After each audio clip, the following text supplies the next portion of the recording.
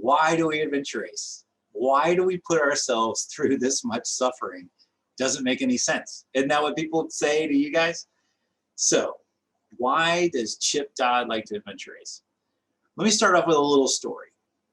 We did the 4-day Maya Mountain Adventure Challenge in Belize, and we also stayed, we got there a little bit early, and we stayed, I think, 4 or 5 days later and hung out with a bunch of the teams after the race, as well as the race director. We had an amazing time, amazing experience, exploring a beautiful country with beautiful culture. It was just, I felt alive. I mean, it's like I felt at home. I felt just all these good emotions that we had just accomplished this race, and we're just really enjoying ourselves. So it's like 10 levels above just vacation. But the most surreal experience I had is, like, we got back to Virginia, and I was driving to work the next day, and we have this interstate called 264, and I think it's like 6 lanes on each side. And I remember being in traffic and just how surreal it was that we were on these dirt roads in the middle of nowhere and no traffic lights. And I mean, they barely have police. It was just like local people hanging out. And then to be transported back into the day-to-day city life, it was surreal. And I did not like it. And I realized that it's like, I want the least amount of time in the city as possible. I want to be outdoors, hopefully playing in the woods with some friends. So started off, that's where I feel the most alive. I can't get this from business. I can't get this from going to bars. I can't get this from riding my bike on road. When you go and do one of these big races, it changes your life. I love it. That's the short of it. But aside from what you'd probably guess, I love the challenge. I love pushing my limits. I love having that finite amount of time to try to be the best version of yourself that you can be. And I love that. I love that, doing things that are hard are more rewarding. So all those aside, which are biggies, I also do it to lengthen my life. So follow me. When you do the same things day after day after day, the weeks blend together, the years become a blur, and you might remember a holiday here or there, but when you look back at your life, you only might remember a handful of holidays. But you do remember the unique experiences, and that's what I really love about adventure racing. It puts me in unique places, in unique situations. It's just so memorable.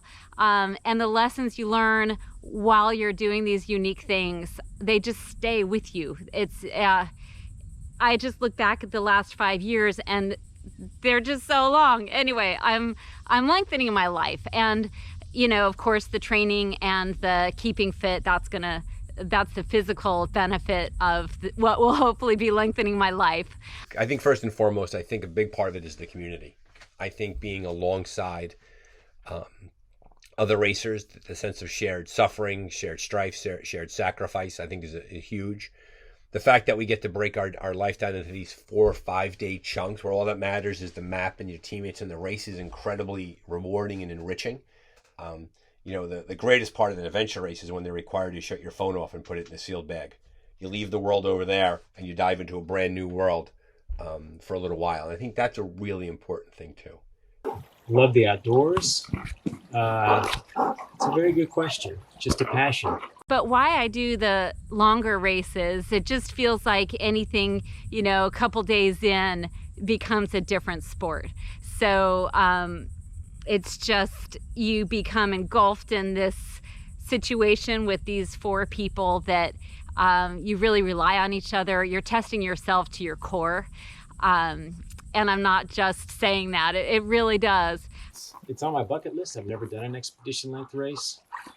I'd like to try it one time, see how it goes.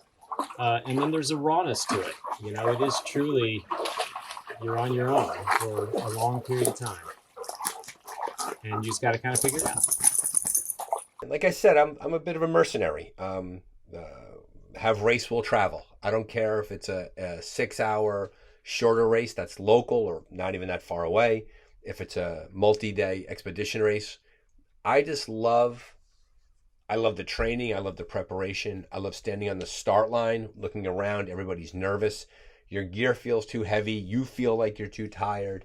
And then that gun goes off and then you're just into the race. And I think that that's a huge part of it. To be able to test and to try ourselves and to do those things is really, really important. Other thing about, especially these World Series adventure races or any big long race, the race director is going to go out of their way to show you the best parts of that area. And a lot of times they build in the culture.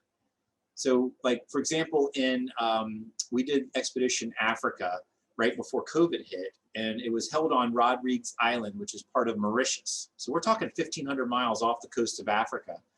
The race director, Heidi and Stefan, they went out of their way to build this race into the culture of the community. We did donations of soccer balls to the scouts. We did a parade, and it felt like the Olympics going in just to celebrate the fact that these people from all around the world came to this little tiny, I think it's a lagoon, basically an archipelago in the middle of the ocean. But we descended on this small island and just celebrated life, celebrated the culture. We heard from the mayor and just all the political people and everything. It was just a lot of fun. It felt really special. And then of course, post-race, we've got live music from the local culture. We're eating the food from the local culture. And even during the race, they took us to all the different beautiful places around Rodrigues Island, whether it be zip lining or sailing or swimming or going in caves. I mean, we really saw that island inside and out. That's the type of experience you're going to get when you do a World Series adventure race. So it's like a vacation. It's the best way to vacation in a country to go see, especially if you've never been there. You know, the way I handle suffering during these long events, I really recognize that everything's temporary. I recognize that type 2 fun isn't fun until it's done. But that helps a lot. And just knowing that I need to be present, I need to be there for my teammates. And all of those things are why I adventure race, and you know, that gets really down to the heart of it. And at the very, very core, I do it to be a great example for my kids. I hope they seek out unique adventures in their lives. And you know, if I inspire anyone else out there, you know, that's great too. So that's why I race. One checkpoint at a time, one step at a time. Don't focus on the pain. Focus on what you've accomplished. If you start to get down, start thinking grateful thoughts. Right? I'm grateful to be out here. I'm grateful I've got this opportunity. I'm grateful for the food I have. And yeah, you focus on negative thoughts, you're going to continue to think negative thoughts. If you can turn that around, then that's how you kind of deal with that.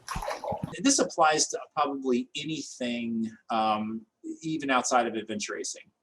If you put a really big, burly goal on the calendar, in business we like to call it a BHAG, a big, hairy, audacious goal. If you could put a big, hard goal on the calendar that's not likely, like you're more likely to fail than succeed, and then you find other people to help you with that goal. Other people they can be employees or friends or family or whatever, but they've got to be passionate about that same goal. So when we're building an adventure race team, we want other people that are passionate about adventure racing, passionate about the outdoors, and know what they're getting themselves into, where they can suffer in silence. They know this is just part of it. We're going to ride our bike for 20 hours. Yes, it hurts. It'll eventually be over with and we'll be fine. So we want to do a really hard goal, get a team of people who are passionate about that same thing, and then spend time achieving the goal. It can't be like a 6-hour race. You don't get the same fulfillment as you do when you've been going for 4 days. When you cross that finish line with your friends, it's unbelievable the feeling you get. And it doesn't wear off for a long time. I mean, it is like that experience is going to be one of the most significant and memorable experiences of your life.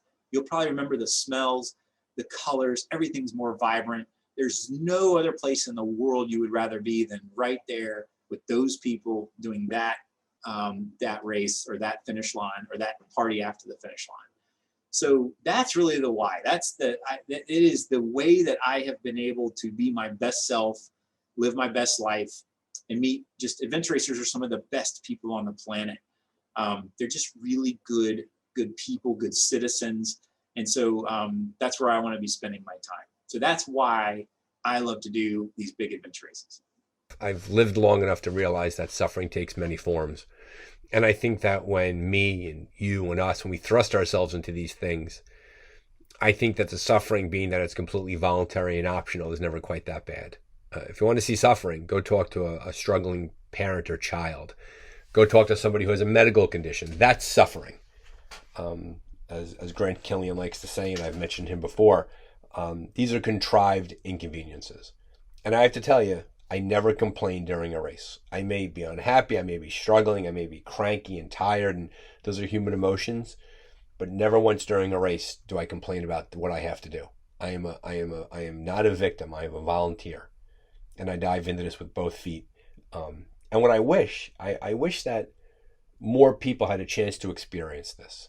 I think that the transaction that takes place during an adventure race, where it's you and your teammates and your maps and your nutrition and your gear, and you're in this world, and you have to figure things out, and it's challenging and it's hard. I think when you're on the other side of that when the race is over, and you reflect upon your experience, I think people overwhelmingly come out to be better people, different people and better people. They see the world in a different way, and they realize that they're stronger than they could ever be. They realize that they have more capacity. They realize that they have more intelligence, more teamwork, more flexibility. And that's what I really wish. I wish that anybody who questions their capacity, and if they could do something, I would encourage them to try something akin or just like adventure racing. It's a weird sport from the outside looking in. People don't get why we do it. But from the inside looking out, I can't get why you wouldn't do it. So that's what I hope people do. I hope people consider trying an adventure race. It is good to test yourself. It is good to see that you have capacity, because that then rolls into the rest of your life. And then you're just the better for it.